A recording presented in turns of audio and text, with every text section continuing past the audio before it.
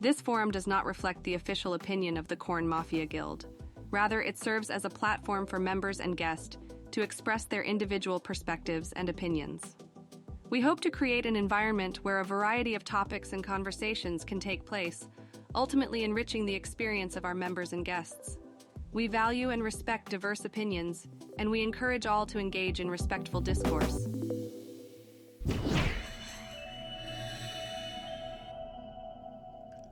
Hello.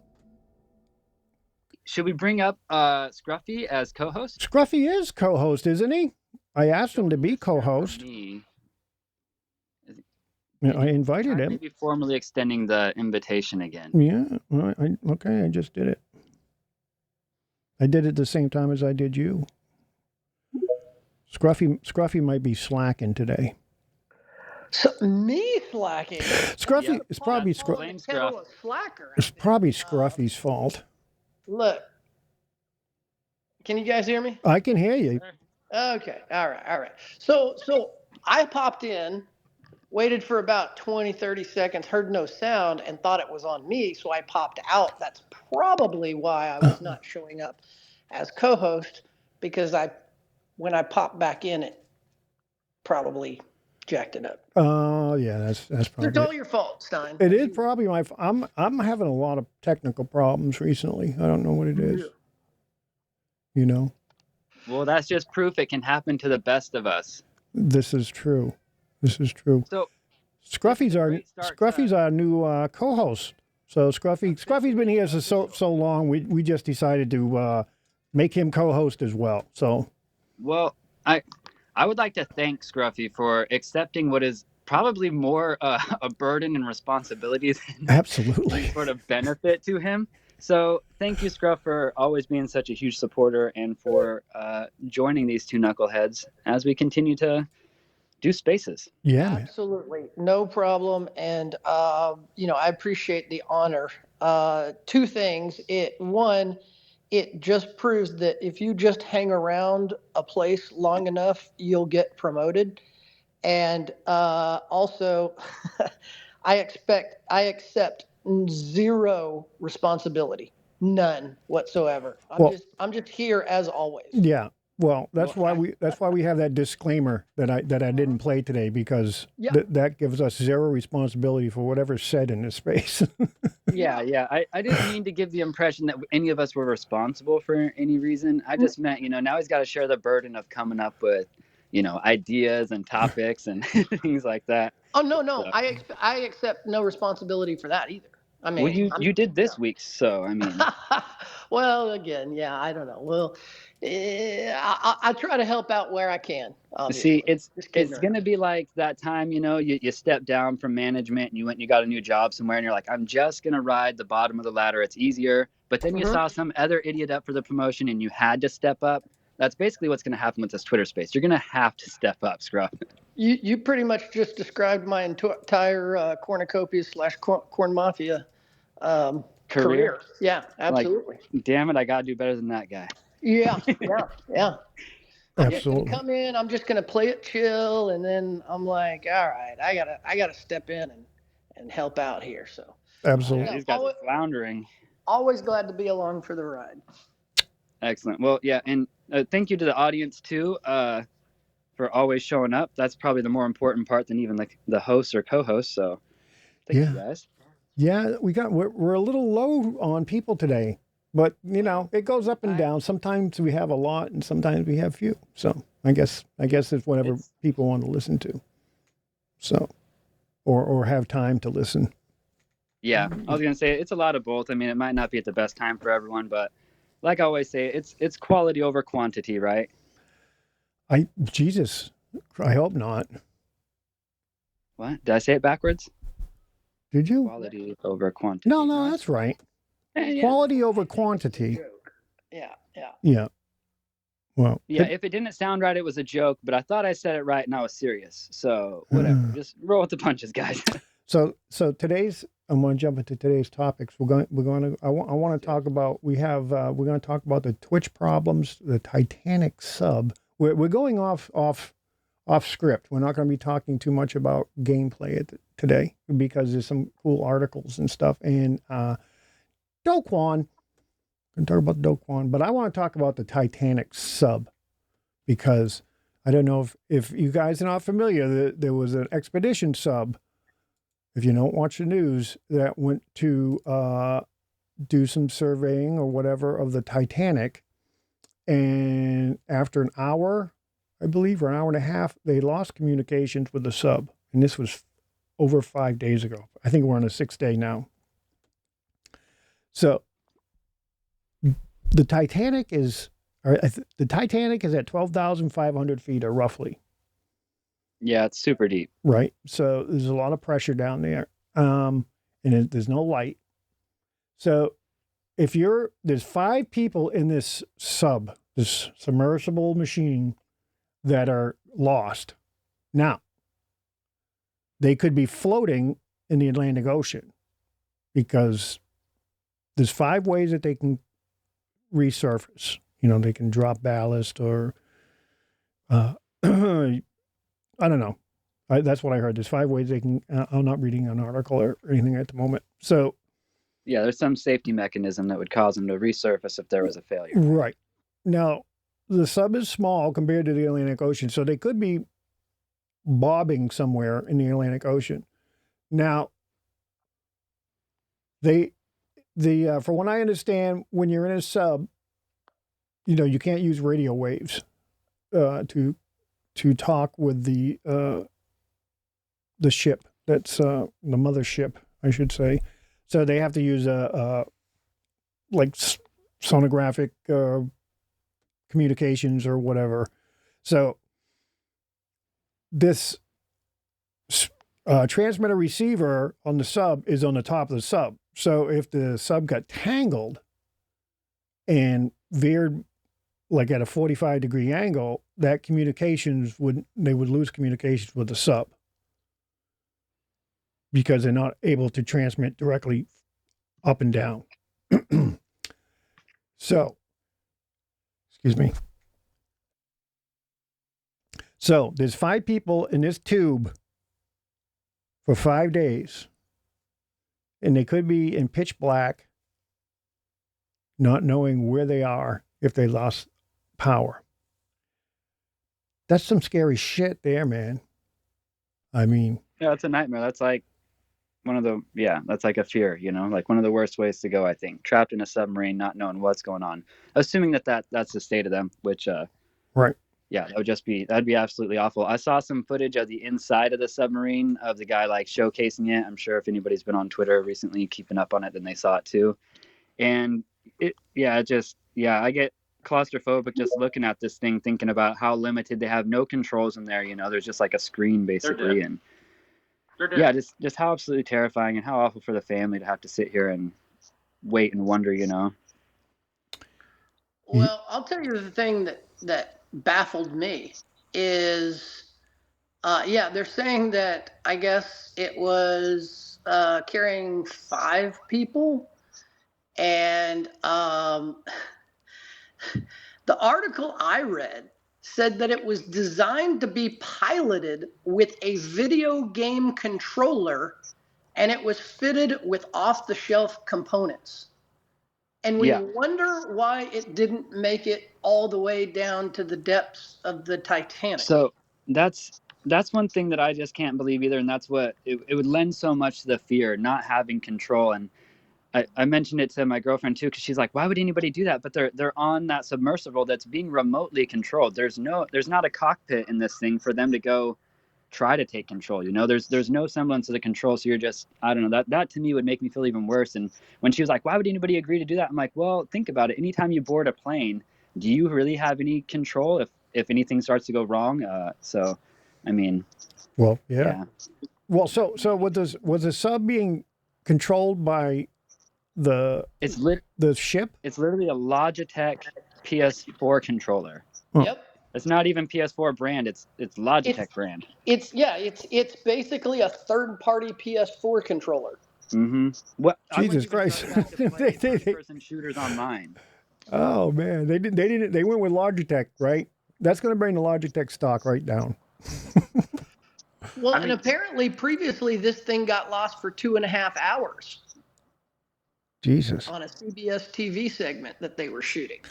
So, Jesus. so, so, I want to know, like, who signed up? Who's like, yep, being controlled by a controller and a bunch of just like off the shelf parts from Radio Shack and stuff like that. Let's go, 1,000 feet below the ocean but and put our here's the lives in problem, jeopardy. Ruffy. The problem is they probably themselves didn't even know that it was being controlled remotely like that, because a lot of these small companies will say that it's proprietary stuff, when in reality it's really not. So when these people were signing up for this thing, they probably didn't even know that it was remote. That's the And stuff that I think about that scares me, is how many of these companies out there are doing the same thing. I keep thinking about airplanes too, like you're incentivized to cut corners and save money and then put people on this plane to max capacity. Like the same thing they're doing with this tourist vessel. Nobody ever stopped to think, like, what happens if we lose communication? What happens if the sub goes missing? We don't have, GPS capabilities to find this thing. And I'm sure that's not on the pamphlet. Like, look, if you get lost, we're not going to find you. Well, here's This the is scary thought.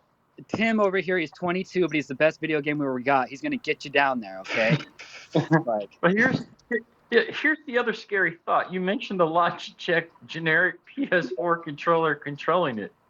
Wherever their little tower is or whatever that they're using to control this thing, who knows if some 7-year-old playing his PS4 or PS5 didn't, unknowingly take control of that sub. He could have crashed that sub right into the sea floor and nobody would have known it. I was going to say, I don't know how they thought the range on that thing would work I don't know how they got it to stay in contact as long as it did. I lose contact when I walk in the other room with my controller. So, trusting an entire submarine. It's funny. I was this article that I was reading. They interviewed the CEO of Ocean Gate. That's the company that's doing it. Ocean Gate Expeditions, and the submersible's called the Titan. He says, "We only have one button. That's it. It should be like an elevator. It shouldn't take a lot of skill."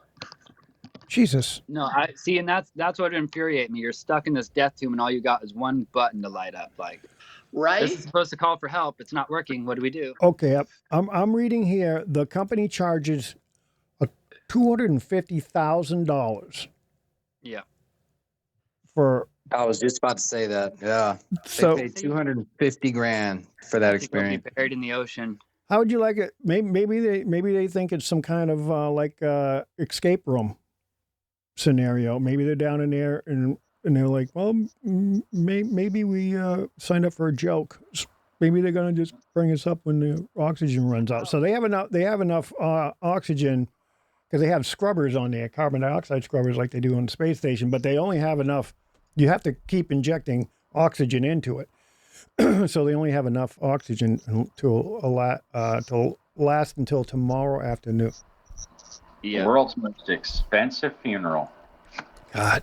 Yeah, and I'm sure the irony is not lost on them that they're, dying at sea trying to go view the Titanic. Well, if they are dying and they're going to die,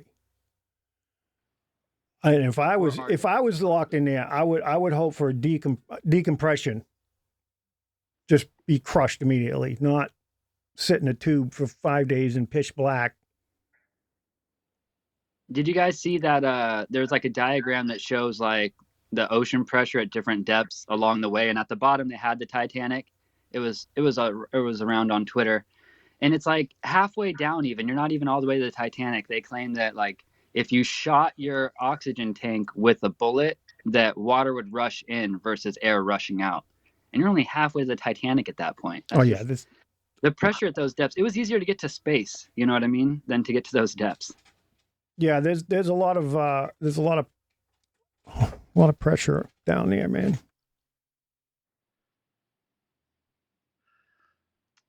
So the question is, do you guys think they'll find them or not in time? Or ever? I would hate to say no. I'm still, of course, hoping that they still find these guys, but I mean, it's a needle in the haystack right now. And it's a big haystack. Hey, I just wanted to pop in and say hi and kind of add to the conversation for a few minutes. But I've got a lot going on today. Just going ahead and wish you all a happy space, and I'll see you guys tonight. Thanks. Thank you for stopping in, man. Thanks for stopping by, man. Thanks, guys. Bye. Yep. So I don't know. I just can't. I used to scuba dive quite a bit, and I don't know. The deepest I ever got was like 70 feet. And you're like, 70 feet, that's like, out to my mailbox or whatever, That's pretty deep for the ocean. Don't you got to get like a full, like open ocean certificate to be able to go that deep? Yeah. So, yeah. It's really weird because, 70 feet. I mean, people free dive that can free dive that far, but you can't stay down there too long. And those people are also incredible athletes too. Yeah. I know it doesn't sound like a lot, but I think that's pretty deep. I cannot swim down 70 feet. No, I used to have trouble when I used to snorkel getting down to like 20 feet. And it was just like, this is way too hard for me. I'm not cut out for this. But shit, man, I don't know. Yeah, man. So definitely, praying for those people. Hope that they're okay. I mean, that's about all you can do at this point. And it's funny, the media tries to spin everything. They were even criticizing because one of them, or maybe multiple of them or whatever, is a billionaire. And so the stepson was at a Blink-182 concert like last night or whatever. And they're like, the stepson of the billionaire attends Blink-182 concert amidst their missing tragedy or whatever. And it's like, oh my gosh, how hard do you have to reach for a story? A billionaire stepson doesn't care about him. I mean, big news. Yeah. Well, yeah. He's probably thinking his inheritance. He's probably partying his ass off. He's like, yes, I'm rich. Yeah. That guy I never really cared about or saw that came into my life when I was 17 is about to kick the bucket. It's great. Oh yeah, man. So, okay, let's move off that tragic story. I want to get into this. Thanks for starting us out on that one. Why did we? Because I didn't want to finish on that one. Okay, that's fair. That's fair. Because I've been finishing on downers. So, Twitch. I don't know. This Twitch, I've watched Twitch for years, but I've never, I was never a poster on there or a gamer. I never had streamer. Yeah. So I don't know what they're going through with this problem they're having. So basically, I guess what it is Twitch is starting to take a larger cut of their money, because I guess Twitch is hemorrhaging money from what I understand. So they're trying to get it from their streamers. So their content creators are now being punished by a bad business practice, I guess I would probably call it. Well, as the way I understand it, a few months back, there used to be a 50-50, there used to be a 50-50 split on Twitch. Right. As far as the partners and the revenue. And they changed it to a 70-30 split. And that got a fair amount of streamers kind of jumping right out the gate. But because of that, as well as other issues, bannings and things like that, Twitch streamers are getting fed up, and a lot of them are fleeing to this new platform called Kick. Kick, yes. So real quick, before we get too far, my understanding was that it used to be better. They switched to 50-50, and that made people mad. And now they've rescinded, and they're offering a 70-30 split in favor of the streamer, but only up to $100,000 in earnings, in which case it reverts back to 50-50. Correct. And that's a very small percentage. Only the very top streamers get that 70-30 split.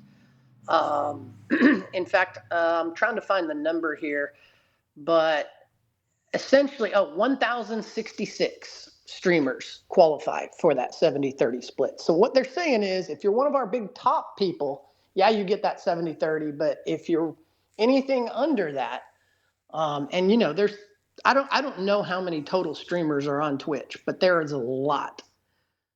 So Hang on, I yes, need to they look this may up make because a session, but it's only for those top tier people. Well, that sucks for people that are wanting to come in. well, Agreed. let me see. I need to find it again because I read the opposite. I swear. And I trust you, Scruff. So Well, the one I'm trying saying to here says reconcile the information in my own head now. But so this I says had that read it the opposite way, whereas the people that make over 100,000 are going to be reverting back to that 50-50.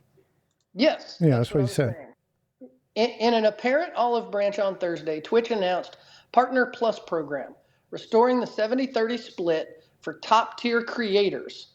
A group equating to just 1,066 of the most popular creators on Twitch's 14 million person platform. So out of 14 million streamers, only 1,066 qualify for it. Well, they do say 14 million person platform. They're probably not all streamers. So That probably includes viewers, but still. I feel like there's conflicting information now because the thing I'm reading, it said the 70-30 split is part of the new Partner Plus program, will apply to streamers' net subscription from recurring monthly subscriptions and gift. But once 100,000 is netted, the split will revert to 50-50. That's what he said. No, he's saying that only the people who make more than 100,000 will get a 70-30 split, which is the Yeah, opposite of what I'm saying. yeah, They're saying people that make more than 100,000, it reverts to 50-50 for them. Oh, yes. So it's more benefiting small streamers than large streamers. And the article I'm reading says that it benefits the large streamers and not the small streamers. Yes, that's where I'm saying I feel like I'm getting conflicting information from what you were reading. Agreed. I'm on Yahoo Finance. I don't know where. This is Forbes. Both pretty reputable sources. But I'm clearly I'm somebody looking has at it wrong. I'm looking at the So mine was Playboy posted article on here. June 15th.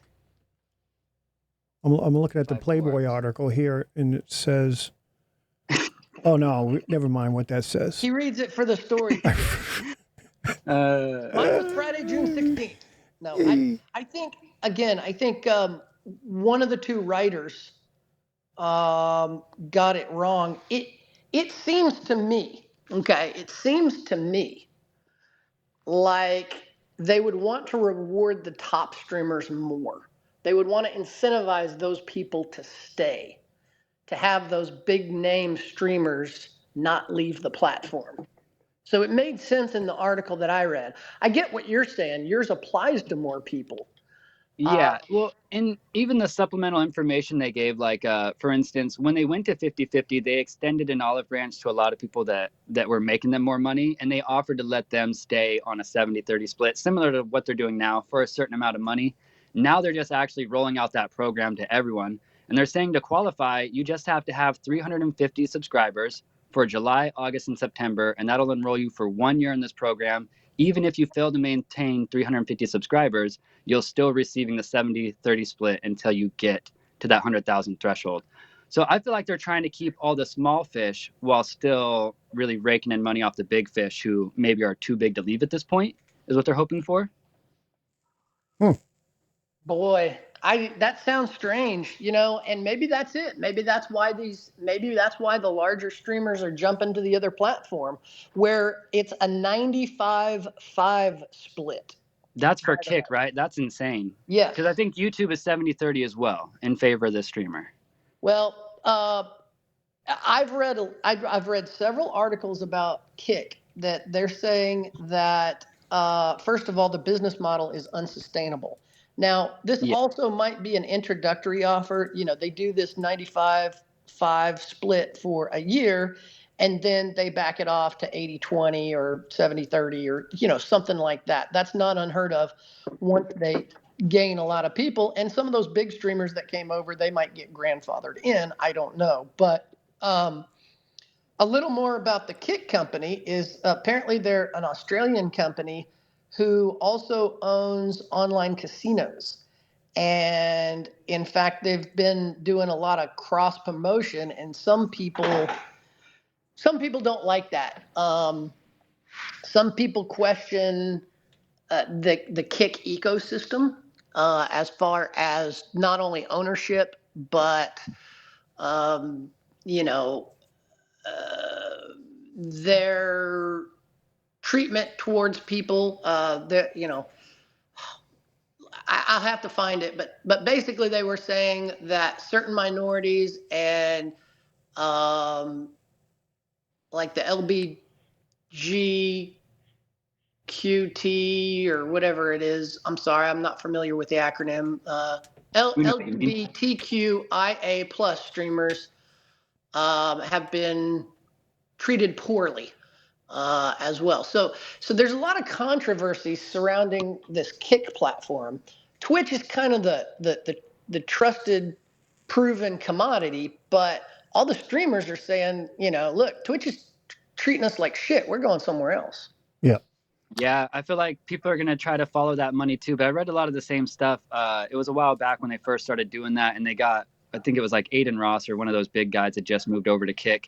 But yeah, there's going to be a lot of problems with that. They were saying that's not sustainable, their model or whatever, but that they've been sustaining it through those less ethical earnings that they have and stuff. And then like you said, there's not like a lot of protection on the site, you know, so people could be watching anything on a stream, pornography, you name it, you know, and they're not really going to shut down on that like Twitch would. So do you really want your kids like rushing over to this new platform without any kind of like, you know, safeguards in place? Maybe it's not for kids, but. Well, I know that they stopped, Twitch stopped the online gambling, last year sometime, or was it the beginning of this year? So. I remember a story about it because they were showing, people playing poker on there and, you know, going to some of those other online casinos, just streaming, you know, them gambling. And I couldn't remember if they shut it off or They demonetized them. I don't know what it was. demonetized it or something. Yeah, but yeah, they certainly cracked down on it. It sounds like this is kind of a wild west approach that Kick is having.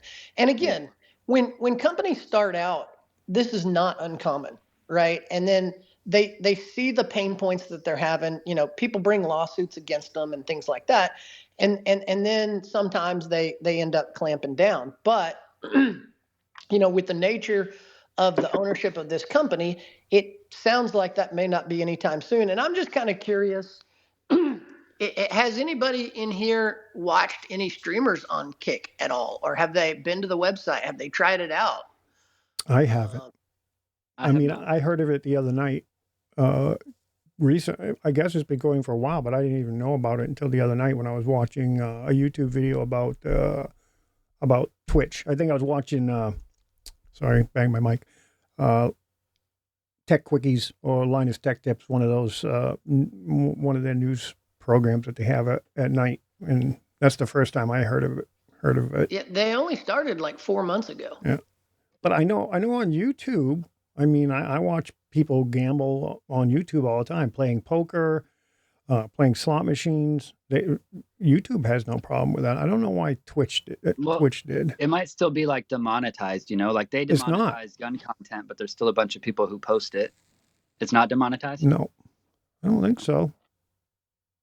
No, they've been doing that for years. And just for those keeping score at home, that's demonetized. Not demonized. Demonized? Yeah, it's very much the same. It's demonized. They might have demonized the stream. Yeah, I don't know. Yeah,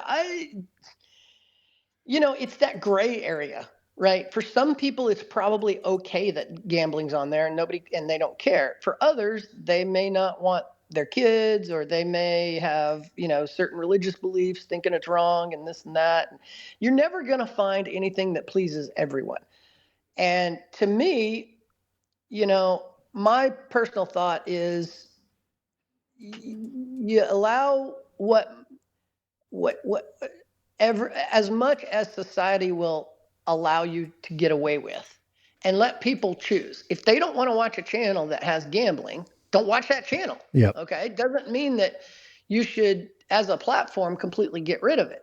Now, there are other things out there. You can't I'm not saying you can put a snuff film up there or something like that. That I do think should be, things like that should be Go to regulated. Twitter for that. Jeez. Go to the dark web. That's my whole freaking feed these days. Yeah, man. Snuff All I videos. see is fights and people dying on my Twitter. I hate it. Does that happen to anybody else?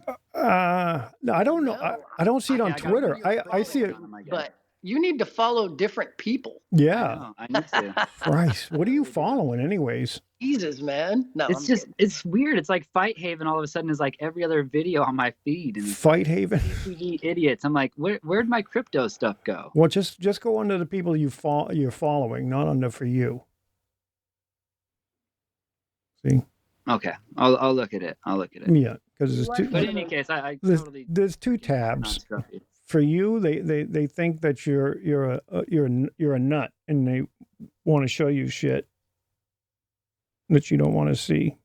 So. And then if I go to following, I just see the crazy stuff you weirdos post. That's it. Okay. Yeah, it's safer. That I post, and you'll be safe. It's safer. Oh my God, it's safer. Yeah, I don't know.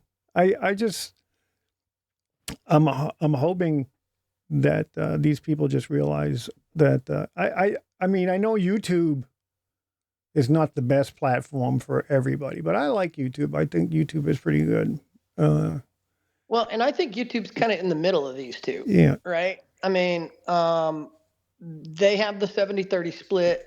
They, there's pros and cons to both, because when I started streaming, I started looking, okay, do I want to stream on YouTube? Do I want to stream on Twitch? Do I want to stream on both? And, people got used to what Twitch was doing for a while, and then they changed it. Anytime you change things, people are going to get upset and up in arms. In fact, Ninja, the popular streamer, not the Kwon Mafia godparent, but the Fortnite streamer, he essentially rage quit the other day his stream, and he was upset with Twitch, and he's like, "Screw it, I'm out. We're going to go try Kick." So I don't know if he actually did that or if it was something that was in the heat of the moment. I'm sure we'll find out coming up here pretty soon. But I bet a Twitch exec hit him up right away. Well, that's what I was going to say. You get enough of these big streamers jumping ship. And yeah, when this story first came out, there were a lot of big name Twitch streamers that went over to YouTube.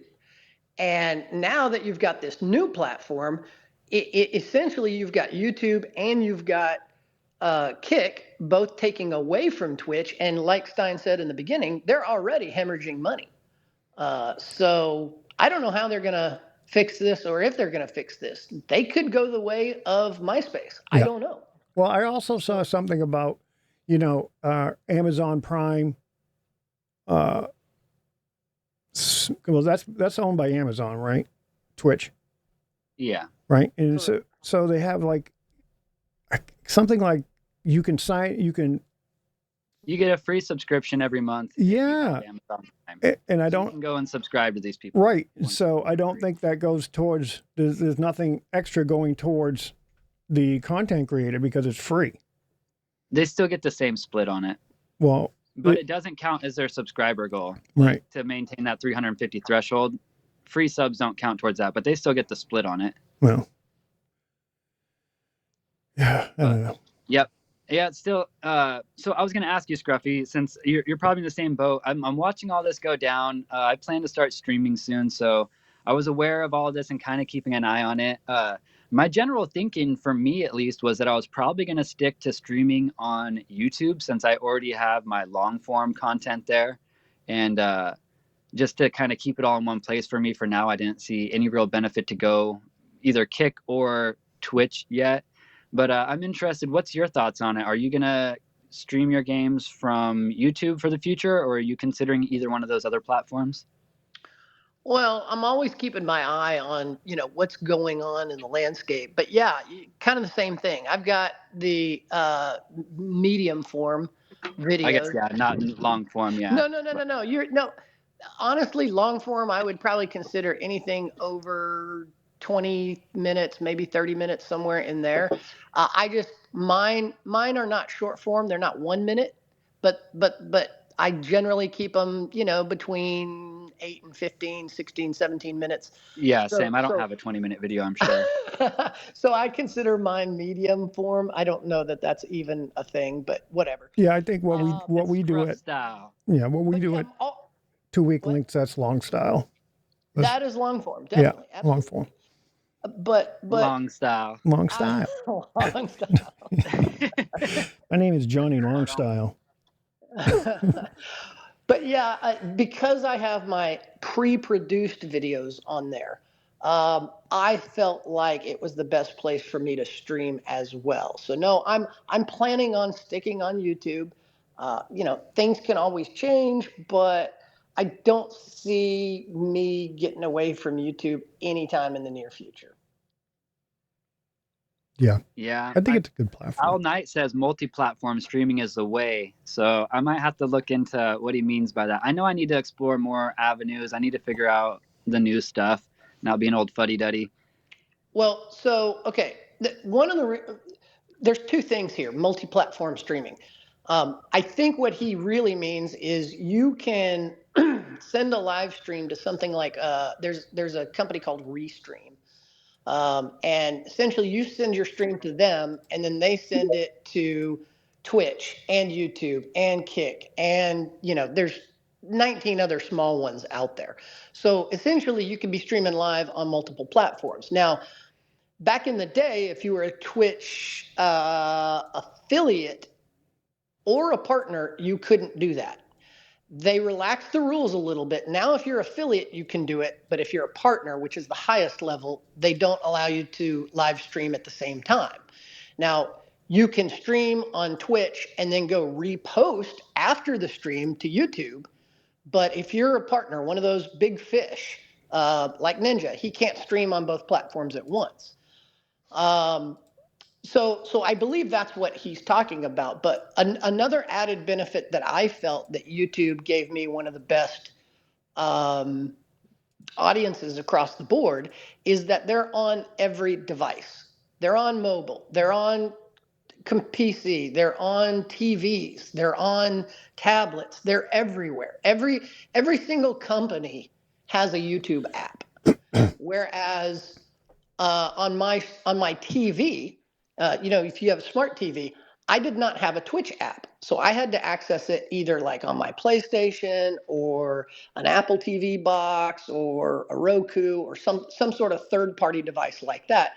And that's one of the reasons that I chose YouTube in the first place. I have no idea about Kick, but because they're new, I know that they can't be in a lot of the smart TVs yet.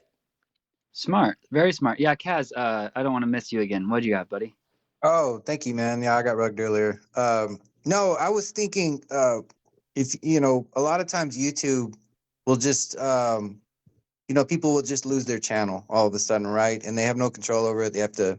I know there's some type of recourse they have, but I've seen big YouTube channels just go down for no, or just be closed for no reason or whatever. What do you guys think about streamers having their own website where they could accept donations and they could basically use all these other streaming platforms to kind of point people to their website? What do y'all think about that? Well, I have something to say on that. Do you mean to host their own video? Yeah, like you could stream from your website and accept donations, and you would not be basically you're not under the control of YouTube or anybody. Like nobody could take your website from you. I don't think it's profitable. I don't think it's. You need a lot of bandwidth. So I don't when you build a website, you're only allocated so much bandwidth, and a lot of them are not made to do streaming, especially if you're going to do streaming to tens of thousands of people at a time. It'll just crash your website. Mm-hmm. So yeah, it would be too expensive to have a website that could do that. Yeah. Plus you don't have any search algorithms and things like that. People can't. It's hard for people to find you. So. Agreed. Yeah, there's multiple problems, and Stein touched on a couple of them. One, the hosting space. Video requires a lot of space. So if you want people to go back and be able to watch your stuff later on, that storage space cost goes way up. 2, there is, building out the platform. 3 is the bandwidth issue. 4 is, they've got a built-in audience of millions of people on YouTube, millions of people on Twitch. Kick is, probably building theirs up and things like that.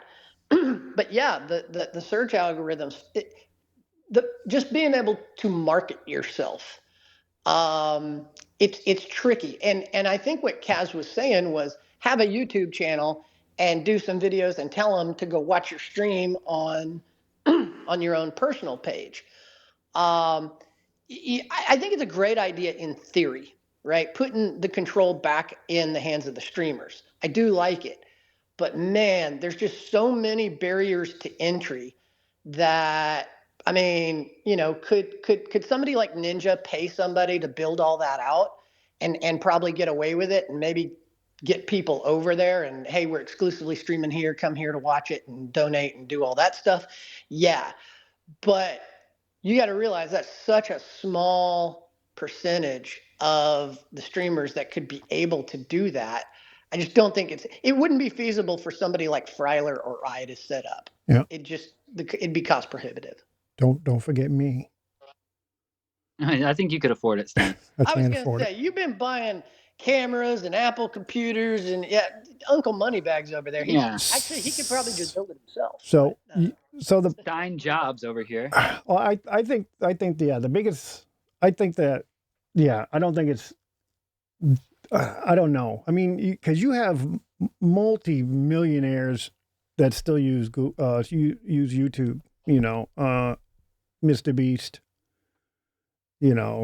All these people have that audience built in, and I'm sure they could say, "Hey, I want to go over here and do it." But you're still going to need all that video hosting. That takes up so much space, and I guess you could probably build servers to do that. But I think it's going to be diminishing returns. It's like, okay, for me to make more money, I have to get bigger servers. Not only that, but every time you switch platforms, you lose viewers. Yep. And you lose revenue. I used to watch this guy. It was a gaming channel. It's called Senpai Gaming. Anyway, I'm familiar with him. I remember him. Yeah. He went from Twitch to YouTube. And the first year, I think he said he lost $200,000 in revenue. So that's got to be factored in too, A, to the cost, and B, you have to build up a little bit more of your viewership anytime you switch from platform to platform. Yeah. Yeah, it's like following that guy. He's got a lot of great advice. He's kind of already ran the gambit, he went from being like a musician and then into gaming, and he does like so many tutorials and things like that. So he does camera stuff. He literally, if you're a streamer, top to bottom, he kind of covers it all. Like you said, he's got a live stream. He does gaming. He does produced videos on hardware and equipment. So if you're looking at getting into the business and you want to know what's good and what's not, this isn't a paid promotion or anything. This is a plug. Go follow Senpai. Yeah, well, he's a big Elgato fan too. I mean, I think he's a big fanboy. I think they send him a lot of shit. So, but no, that's who I found out about this Twitch problem months ago when he had his video, I'm switching to YouTube. Problems with Twitch or something like that. So I had watched that video probably six months ago. And he's got some really good breakdowns. If you guys are interested in the differences between the two, because he actually lived it. So yeah. Yeah, and I really like. I do like his setup he has over there and all the knowledge base he has on talking about cameras and things. Did you see the new studio he built? I did. Isn't that slick? Yep. When you told me you were building your studio, I had that in my mind. I realized you probably won't be that grand. Oh, no. In my brain, I was just picturing that like in a basement of, some New England town. Yeah. Well, I got a 10 feet by 24 feet or 23 feet. So that's it. Long and narrow. But coming up on the last 15 minutes of the show, should we change to our last topic? Do Kwon. Do Kwon. Well, he got sentenced Yeah. He's the other day. So Kinda. yeah, I was gonna say in a way it was just for like document forgery, right? And Yeah. so Yep. as I understand it, he got 4 months and he's getting time served for the 85 days he's been in jail. Yep. Yeah. So he's got like what, a month or so until he's out. And for those of you guys who don't remember Do Kwon, he was the creator and CEO behind Luna. And you know, it's funny because it was about a year ago when the whole Luna thing went down. Is that about right? Yeah, something like that. And if memory serves, you know, everything happened because their stable coin depegged from the dollar. And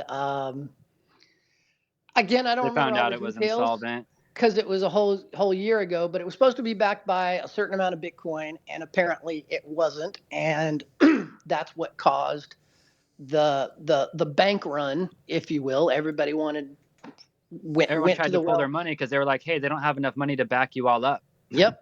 And everyone's like, oh shit, I'm pulling out. And it just crashed, and a bunch of people, probably some people in this space, lost a ton of money. $40 billion evaporated over 2 days from the crypto markets. Unbelievable. 40 billion. Yeah, That's crazy. 2 days.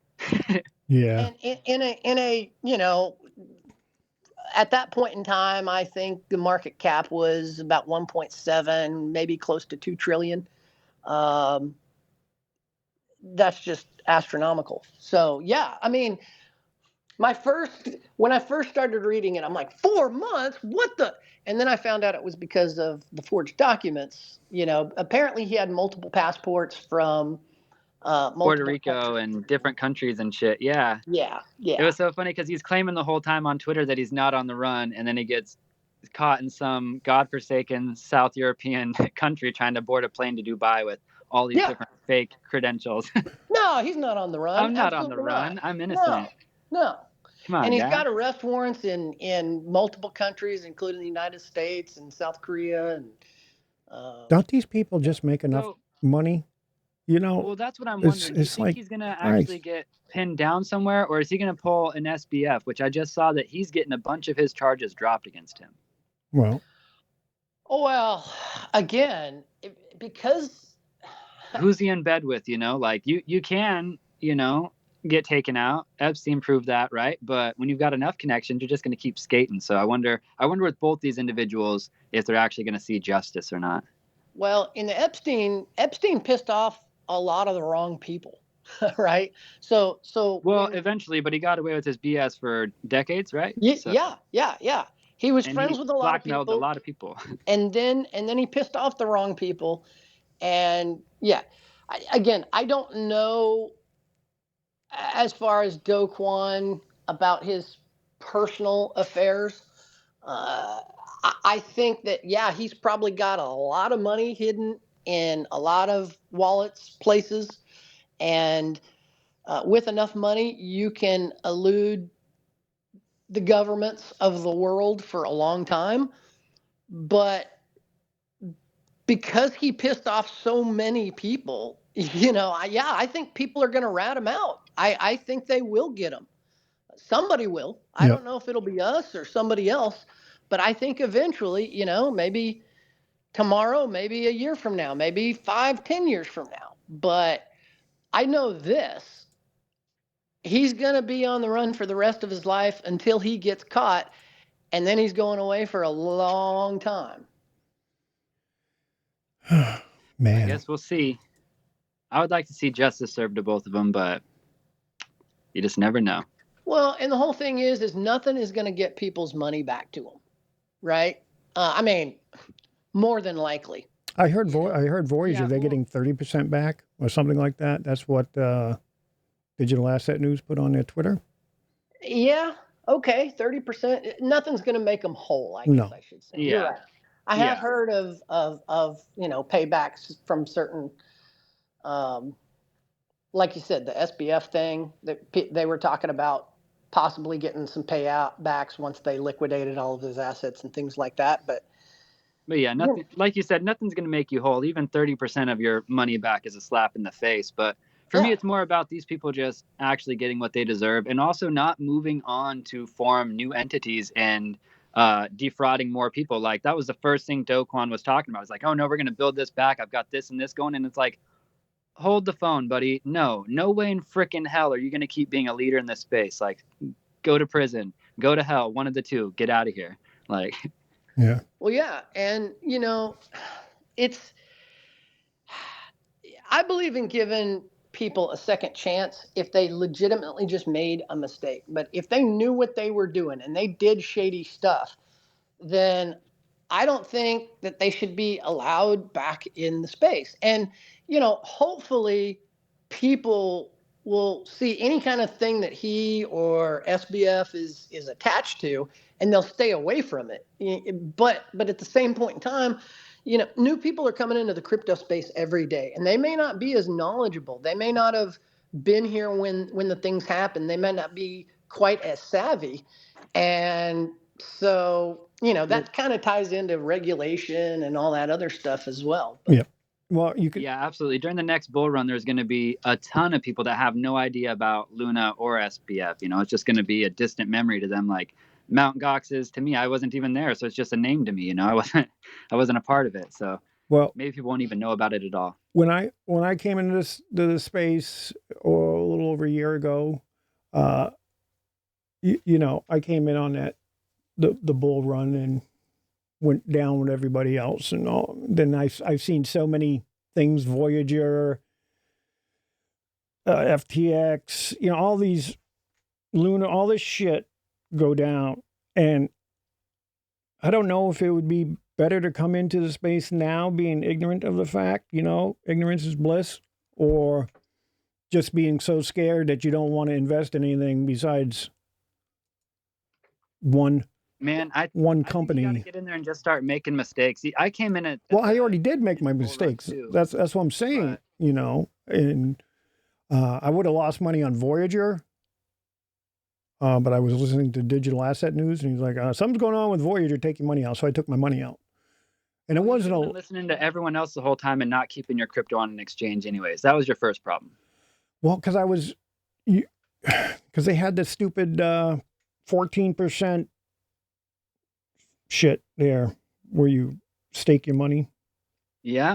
So. Yep, I got you. But I think you were earning a better staking return on your own still. Well, either way.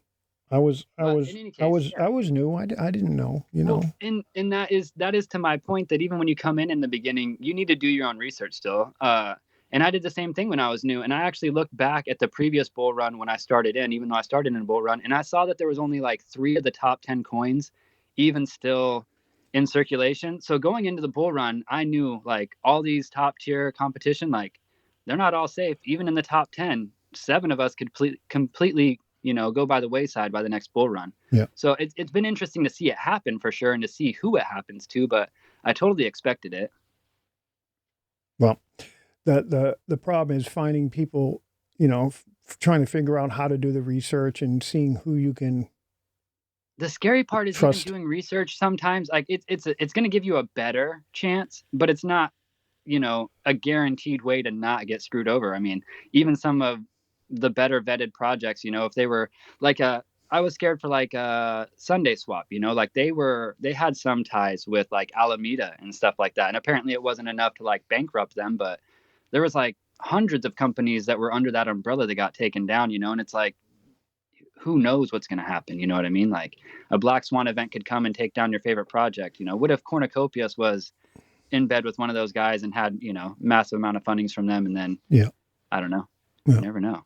I don't know. But I agree. Do your own research is the best idea, but I wish that it was enough to keep you safe 100% of the time. Yeah, but you do your own research, and then you're like, well, where do I do my research? Well, I like to do my research on like videos because that's how I understand things better. So then I start watching videos, and then you get you're always listening to some shill somewhere by accident. And I don't know, I ended up basically just watching like 2 people. I watched Guy from on what the hell's his channel? and Rob from Digital Asset News. That's the only two that I watch. And I haven't really even been watching them because I'm just so set on Cornucopias and Kopi, and now we have our new Dega thing. Yeah, everybody's it's nice just to have looking a at. couple of really solid projects that you can just stay involved with, and at least you know that they're pretty solid for you. But yeah, it's tough watching YouTubers, even like I'm sure Scruffy can relate or whatever, but like you got to be aware that these people are human and that they've got their own interests at heart too. They might give a lot of really good free information, but I mean, I try to get my news from a lot of different places too, just to get a bunch of different viewpoints, because otherwise you risk being stuck in an echo chamber. I mean, even if you watch my channel, you're basically just watching my interests. You know what I mean? You have a channel? No, I'm going to start one. What's your channel's name? It's 2 Week Links. It's me and Scruffy. We do interviews every week, different guests. It's basically music and gaming and crypto. It's a totally new idea I had all by myself. You prick. Talking about 2 Week Links, tomorrow's guest on 2 Week Links is Freakton from Dega. From Dega, yeah. So sweet. I'm looking forward to that. Yeah, it was a good one. It was fun. I can already tell the energy is going to be great because that guy's got great energy. You guys got great energy, so it's going to be a good one. And then we're going to pump out another video probably within a week instead of 2 weeks, because we have no way. Well, we have a project. We're starting to do people with projects in the MAV 100 project. I don't know. Nice, that's great. Yeah, so we had the guys on from MAV 100 talking about their educational project. So we're gonna. So are you gonna call that episode 1 Week Link? God help me. What am I dealing with here? It's gonna be a half link.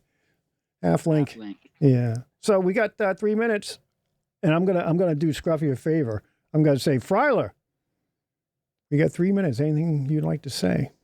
You're gonna. Yeah, I've got a 3-minute speech prepared because he always throws to you first, and then you're like, "What? I'm not prepared for this." Yeah. No, he rugged on my end, so I didn't hear. Oh, sorry about that. Oh, I gotcha. I'm going to use my last couple minutes to just explain what happened to Scruffy. 1 minute. All right. Thank you for showing up, everyone. Really appreciate it. Thanks again to Scruffy for joining us as our official co-host. Welcome to the team. Sorry, buddy, that we're not a better team.